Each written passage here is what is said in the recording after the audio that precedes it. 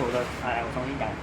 后尾门也算一个门，车门上锁的期间内，如果你没有解锁，你没有钥匙，你来开是打不开的。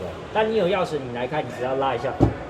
就是你身上有钥匙，哦，我现在没钥匙，它感应。因为我们车门现在没锁。哦，好好对，我好好们车门现在没好。锁，它就可以打开。我打开就直接开始就好了哈。那我们下方打开来，这个是防水垫，直接可以拆下来做清洗。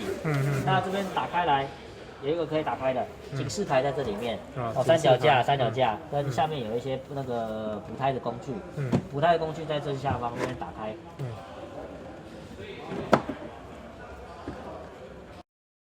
那这个补胎工具平常就不要去用它了因为这个是补胎的，因为它这个补完可能你胎下侦测器会坏掉，所以我建议就是有干嘛真的就直接叫道路救援去偷换，这个是非必要紧急。